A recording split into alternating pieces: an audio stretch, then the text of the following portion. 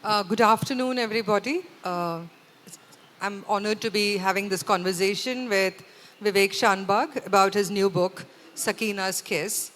For those of you who have read Gachar Gochar, you probably know the style of writing that Vivek likes to uh, create for the world. That's the worlds that he creates is very unique, and yet at the same time it's also a world that is very, very familiar to each one of us. The little details are the details that actually make it so palpably real for us. But then what Vivek does is that he brings this entire question mark into what is the ordinary existence.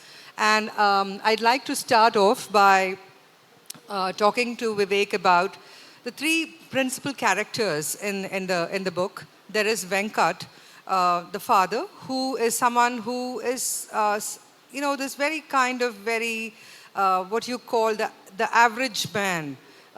You'd think of him if you look at the Western way of thinking of it, the man who has a 2 BHK, who has 2.4 children, and so on. So he just kind of is this average person. And one of the most interesting things about Venkat is how much he enjoys and needs to read self-help books. And it's, to a lot of us, especially writers, writers of fiction, we always think about self-help books with a certain degree of skepticism. And for the first time, when I was reading this book, it made me think about who are these people who read self-help books and what is it that they seek in it. So here is this character, regular man who has a proper job, has a proper, a family, everything the way the world would want him to. He reads self-help books to improve himself. And so we have this character whom you'd think nothing would ever happen to.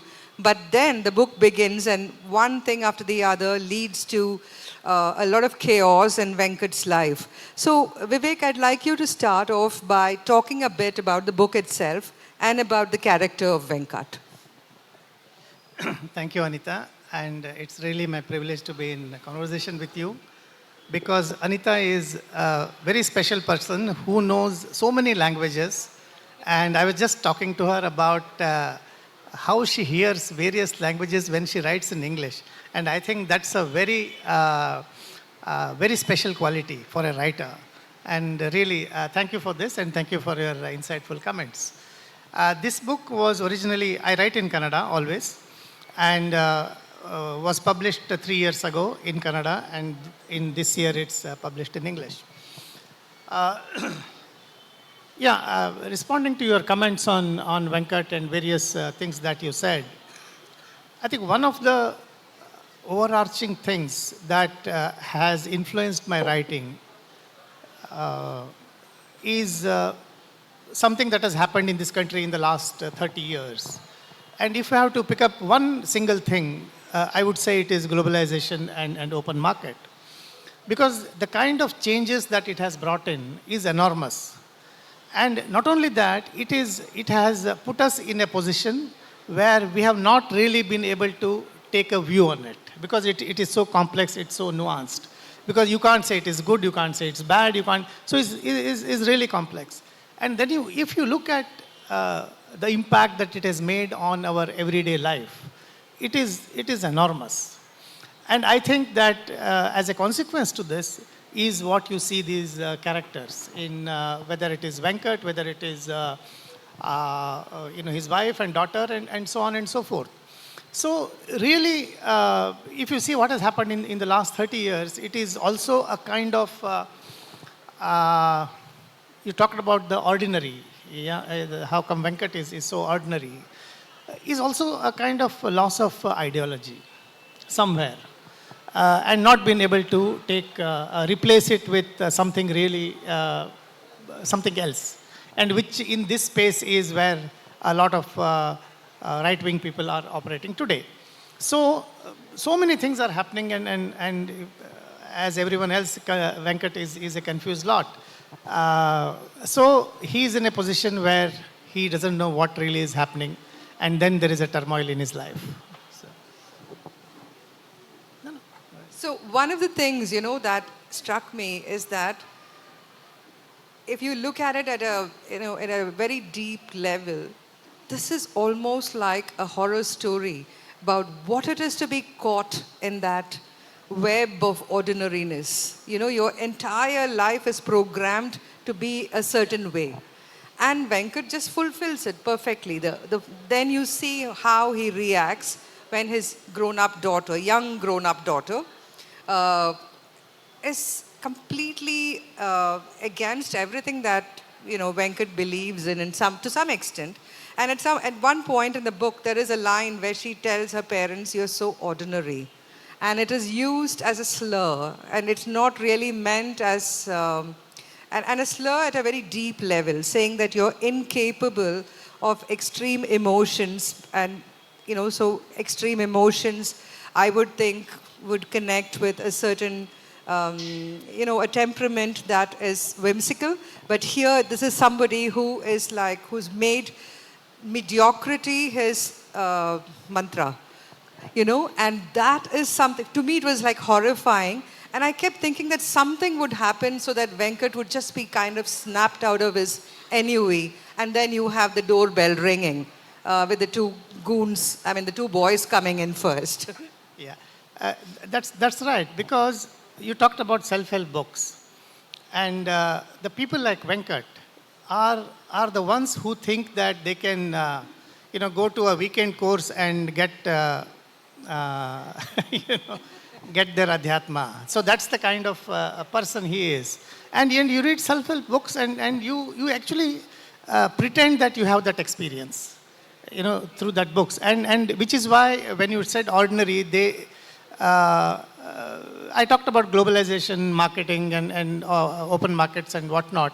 There is a kind of an environment today which puts a kind of pressure on you to be more than what you are, or rather than to be someone who you are not.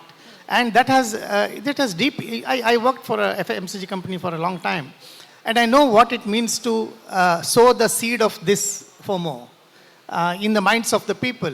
Because then you say that, look, whether it is TV advertisements, whether it is any kind of entertainment, you create a kind of a feeling that you are not sufficient enough to be in this world. And which is where these guys go for self-help books and so on and so forth. The consequence of this is also, what do I say, the subtle support to patriarchy. And you see that in the book, because when you don't find other ways of expressing yourself, and this is the very easy way to get in. And as I have said somewhere else, patriarchy is like water. It seeps in. A hairline crack is enough for it to seep in, and it is all over the place. And that is what you see in their lives, because the man, I describe him as man of the house, and the man of the house is the one who wants to control. It's a very harsh word to be used in the context of the novel, but you see that everywhere. One of the most poignant scenes in this is about these two going on their honeymoon, Venkat and his wife Viji.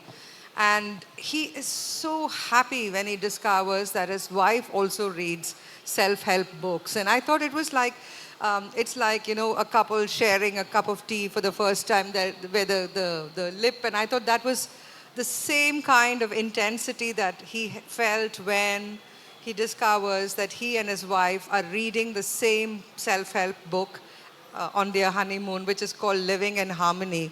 And I was telling Vivek that maybe for his next session, he should call the session, instead of Sakina's Kiss, he should call it Living in Harmony, because it's actually like a joke about living in harmony, which they don't seem to be capable of doing except in those first initial days. So as you can see, that the contrast is this character called Viji, who is built in, the prototype is like somebody like Venkat, but she's managed to break away from that and is somebody who thinks for herself rather than allowing herself to think the way the society wants her to. So would you probably talk a little bit about Viji and Rekha?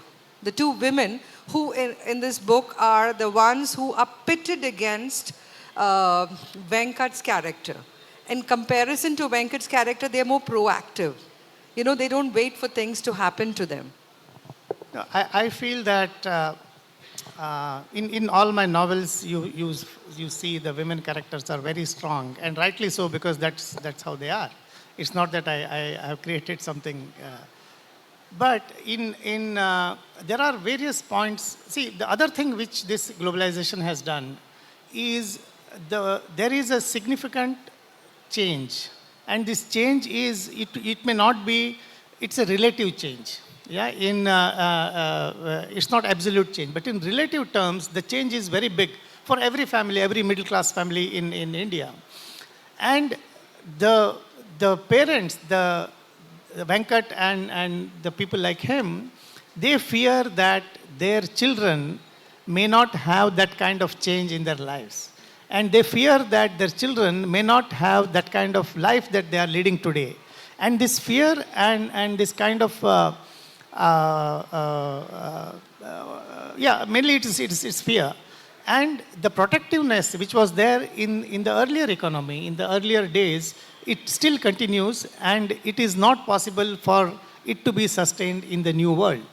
One of the ways in which the old economy controlled women is to control their exposure, either by not sending them to school or sending them to a certain school and whatnot. And you know, there's so many things around that. And you see in the novel that these two characters, the mother and daughter, the kind of exposure that they have and the kind of things that they discuss or bring up. And Venkat is completely nervous. He's just not able to play the role in his family, in his own eyes, what he is, and also not been up to it in the eyes of his wife and daughter. Yeah, So, you actually feel sorry for Venkat, you know, because in some ways he's trying, but he just can't, you know, Not really. Yeah. Well, and so this one of the things that I wanted to talk about is, and I'm sorry to be bringing, not sorry, I'm bringing this back again and again, because I think that's one of the hallmarks of this particular book about how ordinary lives are affected. And I was talking about this earlier to Vivek, and I was saying that, you know, you have this whole victimhood of being caught in this ordinary spectrum of life, you know, where your life is just like billions of lives that happen in India. There's nothing spectacular that's happening. I mean, we read about all the spectacular lives, but we never read about the ordinary lives. And this book is, in that sense, almost a homage to the average man or woman living in a city like Bangalore. And so there is this particular scene where, you know, there is a burglary, and they, you know, they look and they tell everybody, that the people who have come in, that no, we don't keep cash and we don't keep jewelry at home, and everybody views them with suspicion. And this whole thing of who doesn't keep jewelry and money at home. And I just found it very funny and interesting, because I had a burglary in my house, and there was, I mean, nothing was taken except for my phone and an Imam Pasand mango, you know. So, and this whole thing was, you don't keep money at home, you don't keep jewelry at home, and it kind of resonated with me. And there was another aspect of it about also this gentleman teaching them how to open the door that is bolted from inside. And I was like, okay, this I should try and see if this works. So there are these little details that come in, which is wonderful. But alongside all of that, there is this scene where Venkat is looking to see what is missing from the house, and he opens the cupboard and he starts pulling everything out. And the detailing of the things in the cupboard, which is what I was telling you, it strikes a chord with you instantly, because you recognize it in your own cupboard and you see that.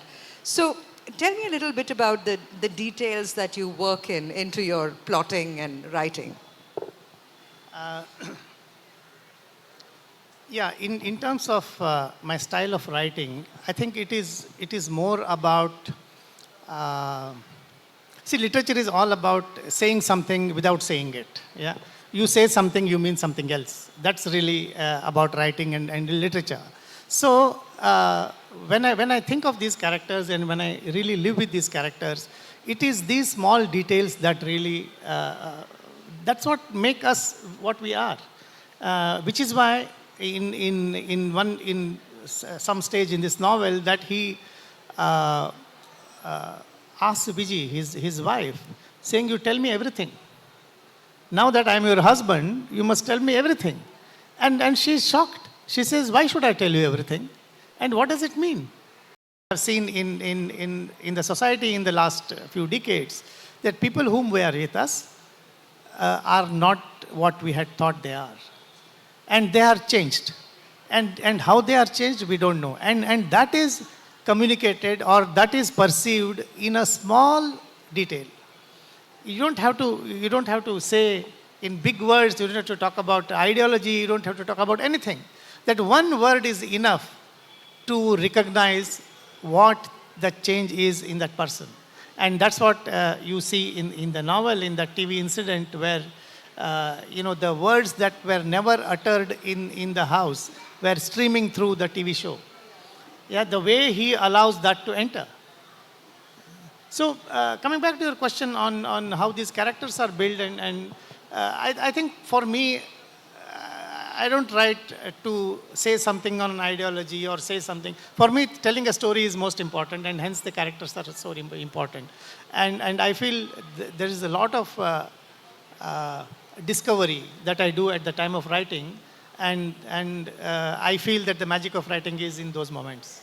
In fact, just taking off from what Vivek was saying, he's talking about the television show and how there's a lot of right-wing propaganda entering the household and stuff like that.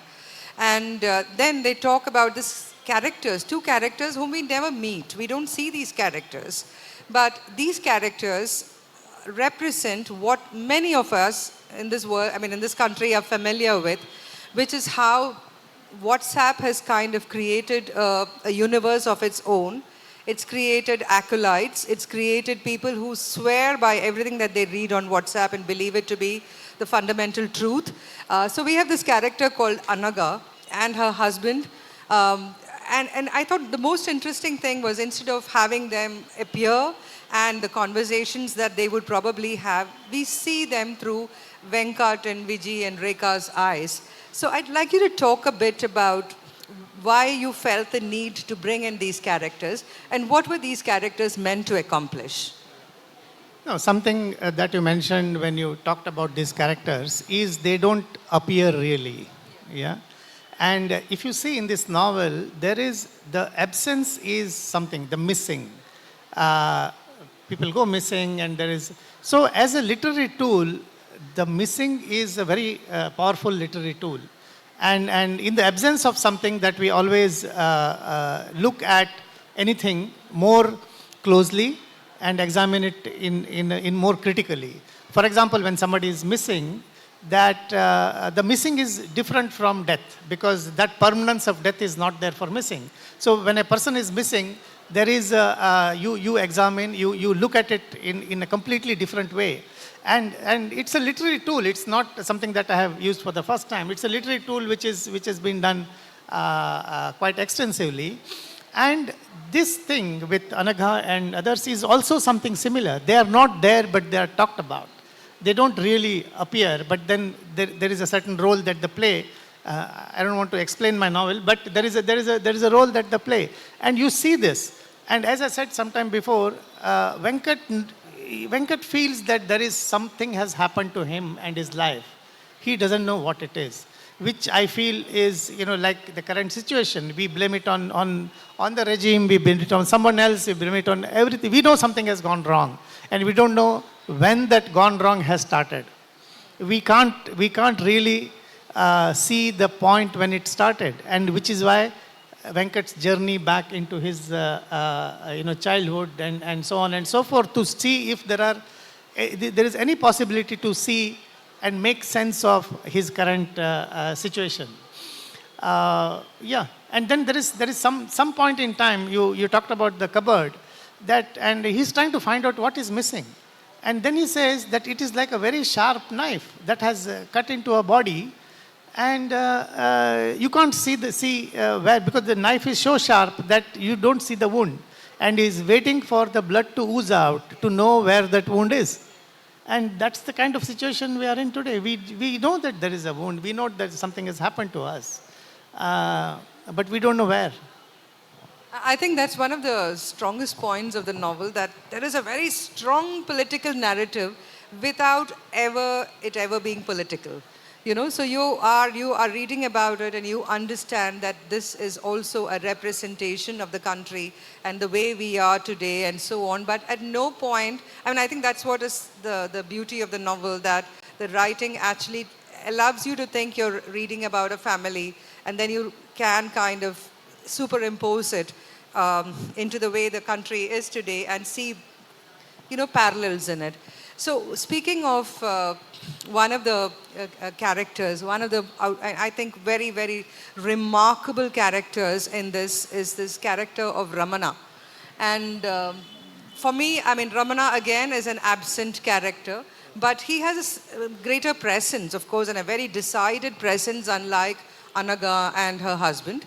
So there is this whole letter writing thing that Ramana does. And I'm sure many of you here of a certain generation would recognize that particular kind of hook that used to be found in old homes, which is this wire, you know, and then when you get a letter, you would read it, and then you just shove it into that, and then, you know, there's a bunch of letters strung like a garland there.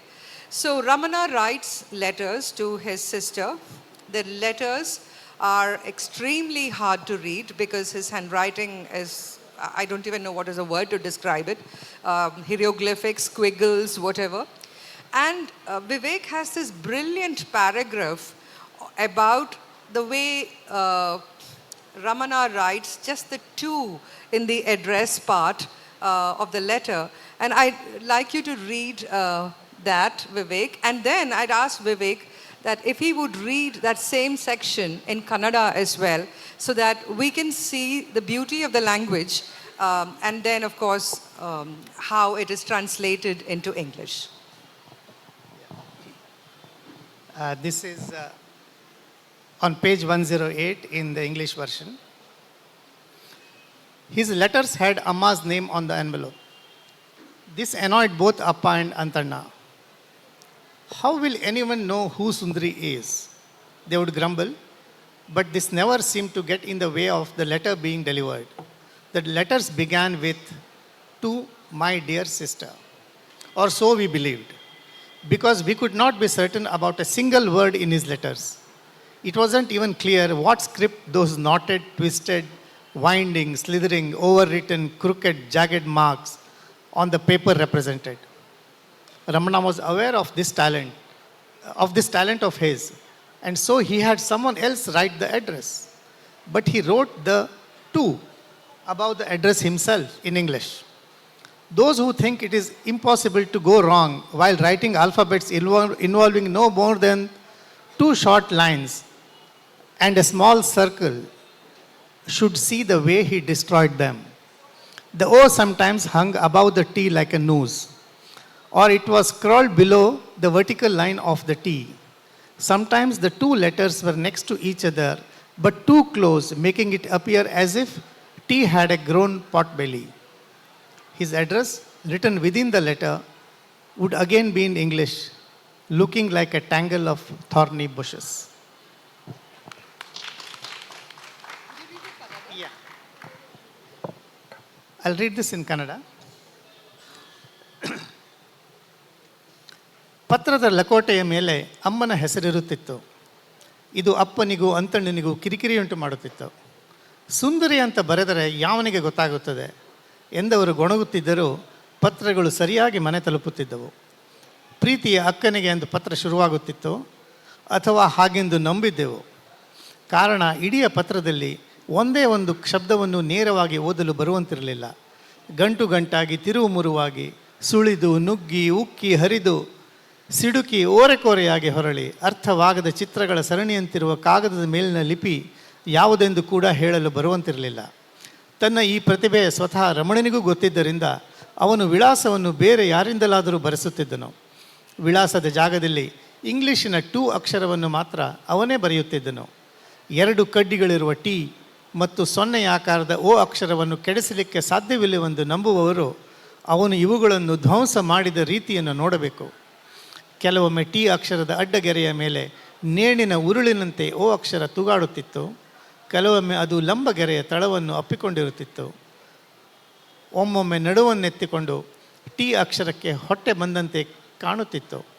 ಒಳಗಡೆ ಇಂಗ್ಲೀಷ್ನಲ್ಲಿ ಬರೆಯುತ್ತಿದ್ದ ಅವನ ವಿಳಾಸವಂತೂ ಅಂಕೆ ಇಲ್ಲದೆ ಹರಳಿದ ಮುಳ್ಳುಗಾಡಿನ ಹಾಗಿರುತ್ತಿತ್ತು.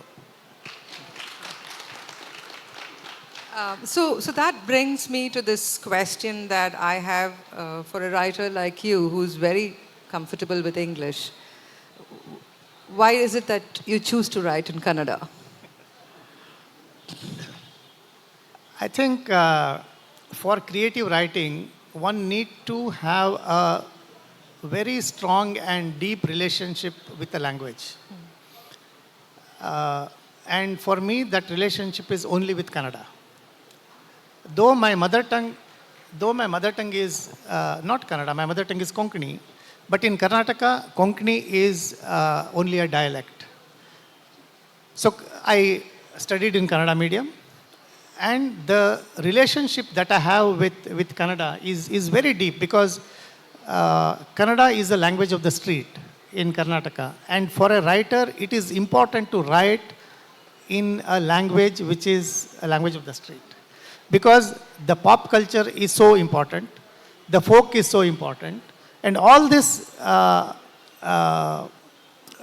nurture that relationship in so when I write in Kannada many times, that I'm sure anyone who has written, you or anybody who has made an attempt to write would experience this, that at the time of writing something unexpected comes up, something that you did not know appear on the pages or on the screen, right? And for this to happen, you need to have deep engagement with the language, and that unknown thing, that surprise happens only when the language flows. And for me, that language is Kannada. If I try to write, I have written non-fiction in English, but I will never attempt to write fiction in English, because even for a millisecond, when I write in English, that gets processed in my head. And for writing, it has to take the other path. It has to come from the heart, and it must then, heart and brain are both necessary, but then there is a millisecond difference. And that millisecond is, for me, happens only with Kannada. And there is no question I can write in any other language. I can't think of it. So that brings me to the translation itself. Srinath Perur has done the translation of Sakina's Kiss, as he did Gachar Gochar too. And how do you work with the translator? Now the thing is, like, I've translated one book from Malayalam to English. I was fortunate in the sense that I didn't have the writer, because I know what a pain I can be with my translators when I read their translations, and I'm telling them this is not right and that is not right. So how do you work with a translator? Because here it's you know what you've written, and you know how it can be translated into English too. So how do you work with him? I did not translate it myself for the reason I said a little ago, that why I can't write in Kannada. And for translation, when I work with Srinath, it is our discussions are not about the meaning of a sentence or a word, or what it means, because the translation requires something. It has to bring that unsaid from one language into the other, and that I think is very important. And to bring that unsaid from one language into the other, you need to really know what is working beneath the text. So my discussions with Srinath are always about the craft, about why a certain word is used repeatedly, why a certain description is appearing, thrice in a novel, these kinds of things, rather than on his language or this. And also, I think, since I talked about the relationship between language and you know this very well, because you know so many languages, and just now while we were talking, you talked about how you hear Kannada when you wrote the Gouda series. Yeah. See, this is the kind of thing that my translator, fortunately, can have, because for him, English is the first language. And Kannada is not his first language, but he understands Kannada. But he is so, his literary sensibilities are very good. And which is why it's a pleasure to work with the translator. Of course, there are a lot more things one can talk about translation. But other important thing is that when it crosses the gate of translation, many times, a word which has so many meanings in Kannada, and when you have to choose that word in English, unfortunately you have to pick only one meaning, and hence that there is a real loss of that resonating something, and hence what happens is the same sentence which is written in Kannada, when you read it, it evokes certain memories. It may not evoke the same memories when you read the same sentence in English, and hence what I said about bringing unsaid into another language becomes a huge challenge. And hence, working with a translator, not at a line level, but at a level which is beneath the text, is important for me. Have you ever considered translating from English to Kannada? I have done myself. You have. And I find it extremely challenging and rewarding. But after getting into the minds of the reader, of the writer, and struggling, I find it very distracting.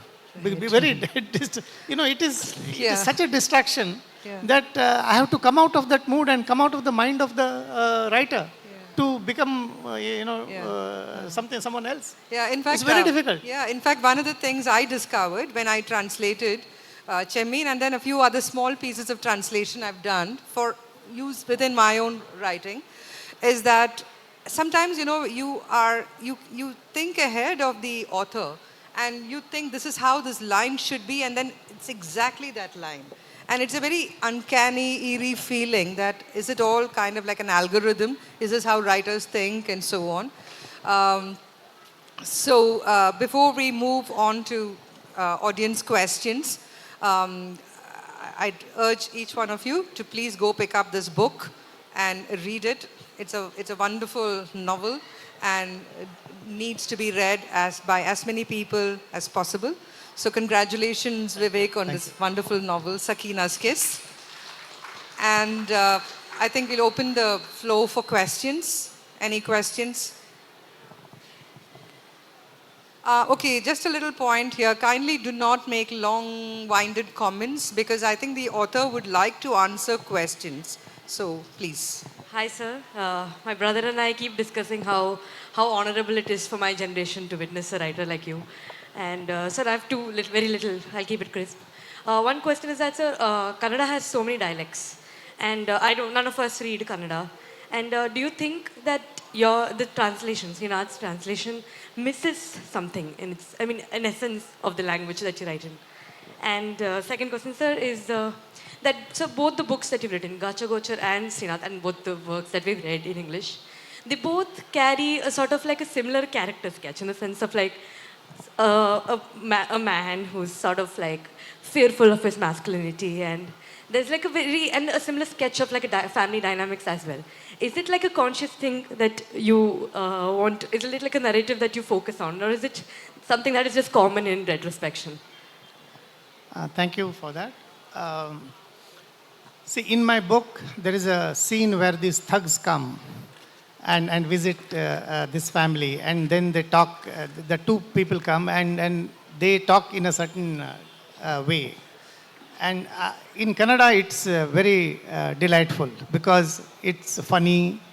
At the same time, it's very vicious.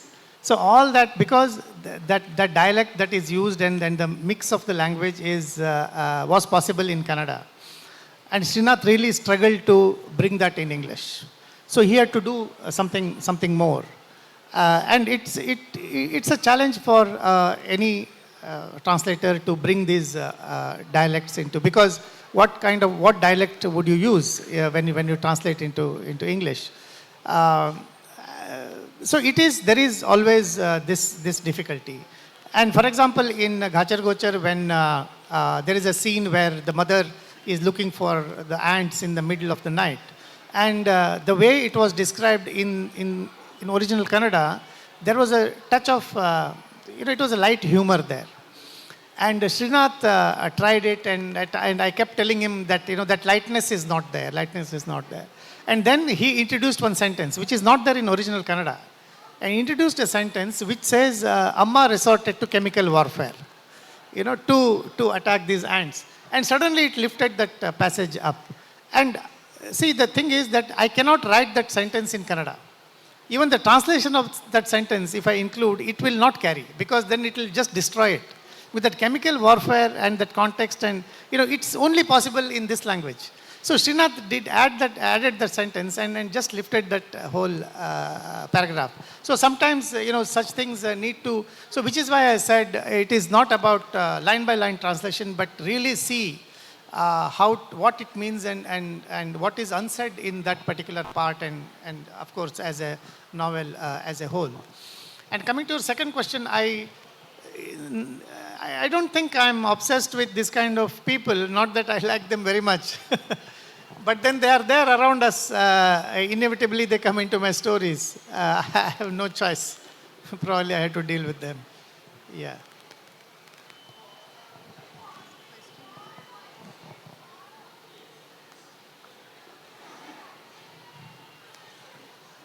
Thank you, Vivek and Anita.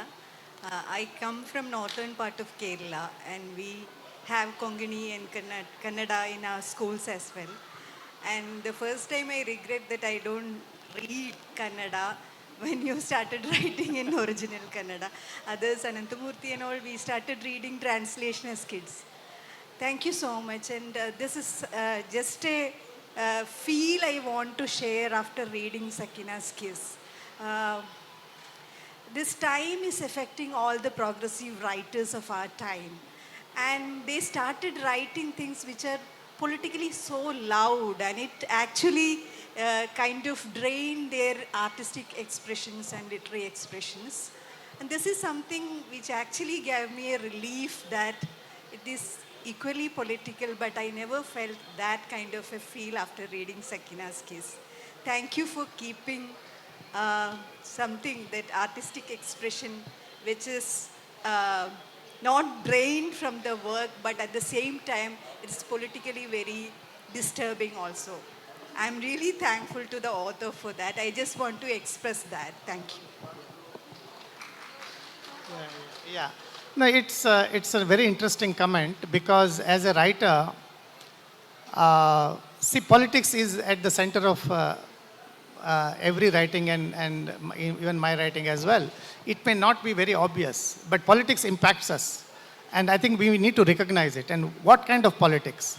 And unfortunately today we have lost the ability to discuss any nuances of politics, because we are forced to say on which side of the line we are. And life is not like that.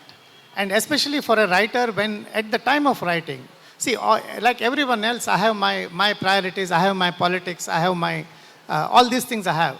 But at the time of creation, I'm saying it again, at the time of creation, I feel a writer must not take any side. Because any ism, any idealism, any of these things, they require, or for example, any party politics, it requires you to be absolutely clear. There is no ambiguity there. While literature is about ambiguity, literature is not about this. So if you tie yourself down with this kind of, in a framework, then you will not be able to explore the character in its full depth.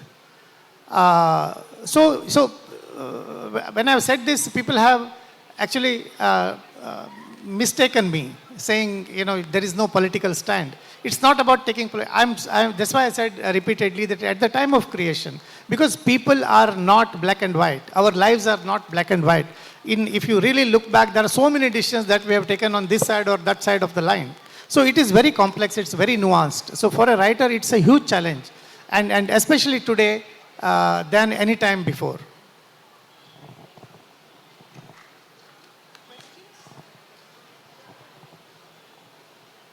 one quick question. So, when I make choices of reading these times, I do understand that it's a political choice I make, but all the books from regional languages, not all the books, most of the books that I pick in the regional languages, I read both Malayalam and Kannada, contain a lot of male characters which are usually coming from a side of a critique of masculinity. I'm not finding a lot of characters with whom I can fall in love while reading or have a crush while reading. Even in this book, I'm yet to read, but I still feel like Venkat is not someone whom I might choose to have a crush or fall in love. Why is this happening? As I said, responding to some other question, that unfortunately we see a lot of them around. That's the only explanation I can give.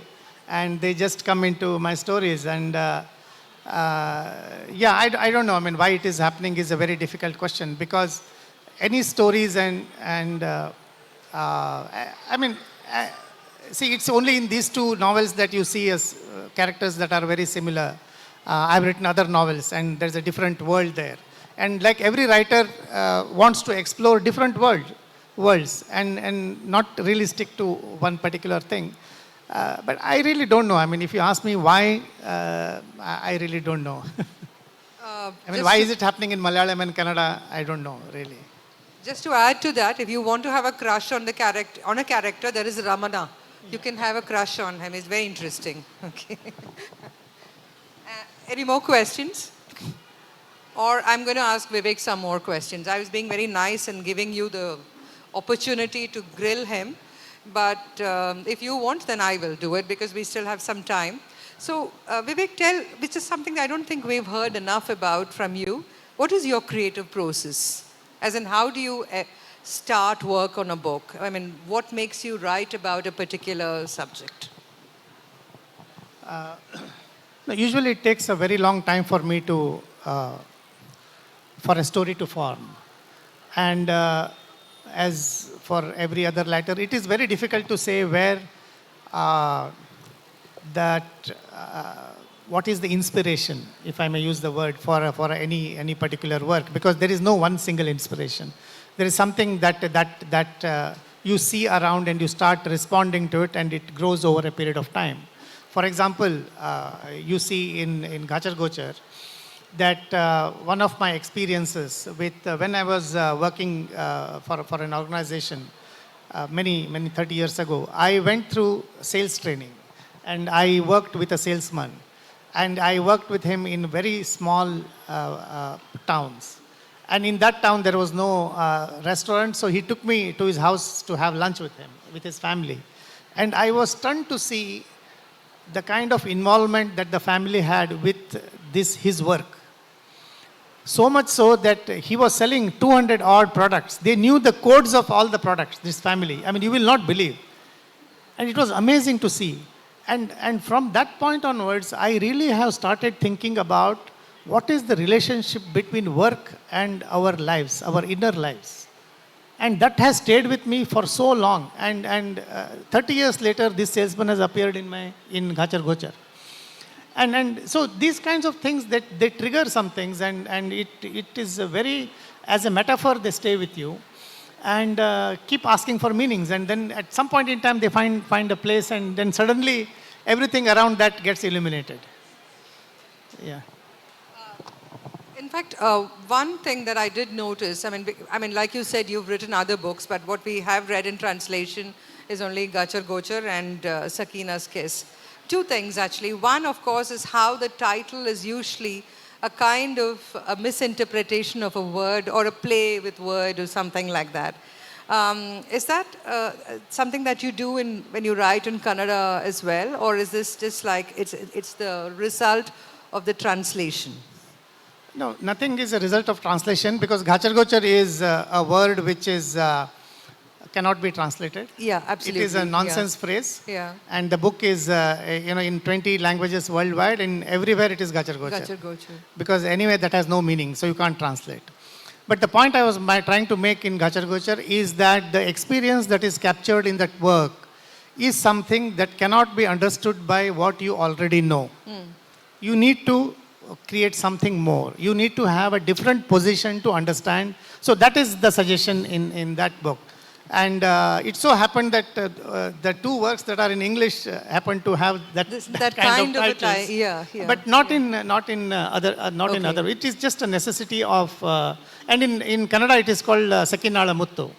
But in Kannada, Muttu has two different and many different meanings. And one is a kiss, obviously, and the other is pearl. Pearl, yeah. But kiss is what is really important. Yeah. No, So that this, was, I mean, it's like, I remember when the book came out, one of the first things I read is, do not read this book if you're looking for erotica. Because this is not, Sakina's kiss has nothing to do with a kiss. And I was like very intrigued by it just at that point, and I was thinking, well, there was Gachar Gochar and then there's Sakina's kiss. So what is this? I mean, like, some writers do play with their titles. It's almost like leaving an imprint even with a title. And so I did wonder about that.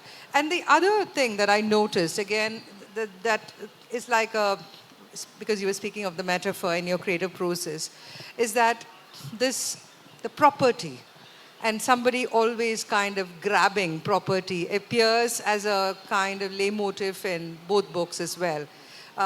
Again, is that just only particular to these two books, or is that part of your entire corpus of writing? No, see, for me as a writer, the relationship with the physical space is absolutely important. I mean, it is, you can see that in Gachar Gochar, that is the house. There is a relationship with that house. And I feel that that physical space has a tremendous impact on the way our characters and our inner worlds are formed. If they were not living in that kind of a house, they would not have behaved in a certain manner. The relationship between that family, between the members of that family would have been different. They move to another house, which is so big, and you see what happens in that relationship. So that the looking at and examining the relationship between the physical space and the characters is something that I have done in all my works. Extending that, land is another thing. I mean, in India, you know this as well. The relationship with land is very complex. And it plays at so many levels. It is and the moment you bring land, the patriarchy comes in, and the consequences of that. So land is there in many of my other novels as well. And I think that it is most of Indian writers have explored this, and I think there is still a lot to be explored. Yeah. So one of the interesting things again between these two books is that I noticed that either the men, I mean, in this case Venkat, but in the other book, I forget his name, they both... There is no name for it. Okay, which is why there is... I remember the woman's name, Anita, right? Yeah.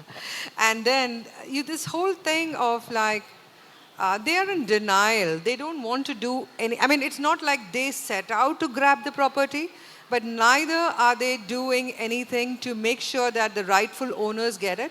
So there's a kind of very benign patriarchy there, whereas the women are very giving. The women want to make sure that everything is, fair play and so on. So I found that very interesting that, that even in the matter of this, which you said, this relationship with land, how the gender divide is captured so kind of beautifully, in the sense that you see that like Venkat is like, he doesn't want to talk about it, he doesn't want to think about it, and he just says that area makes the best whatever, cardamom and all of that Ramana's land. So, whereas the two women are talking about it and so on. So, that was why I wanted to ask you about this question about how connected are your characters with the land that seems to be in their lives. And it's about property that they don't rightfully own, but they still have a claim to it. And again, this is what I was referring to as how he brings the political into the ordinary. And also, land provides a great opportunity to... I talked about, the literature, which is, you say something, you mean something else. And land is one such thing where really nuanced readings are possible. because the relationship is very complex. It is not just as we see, this is very complex.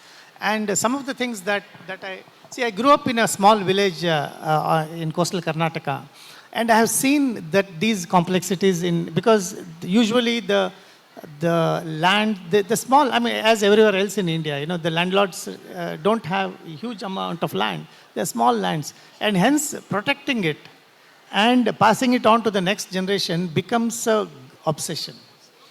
And in a family, the moment you come to dividing a land, every conflict starts there. Yeah? Any more questions? Anybody before we wind up? Yeah. There is one here. Yeah.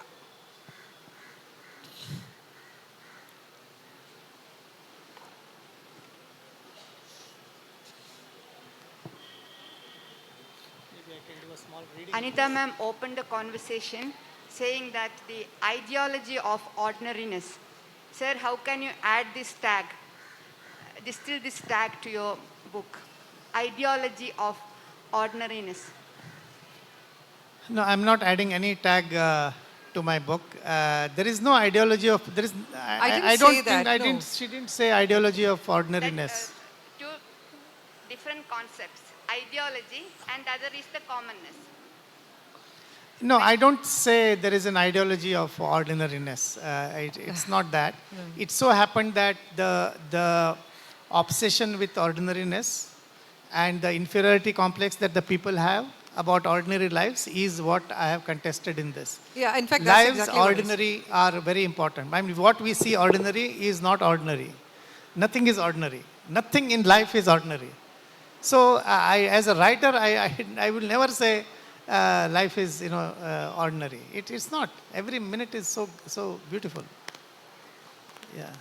In fact, it's like, I think what I try to say is that it's like a chessboard. It's a small space. It's not like a football ground where there is a lot of things happening. These are two people sitting across and playing a game of chess. And there's a lot of things happening in the mind there. You're thinking 18 steps ahead and that kind of thing and so on. And I think that is what, I would describe this book like a chessboard.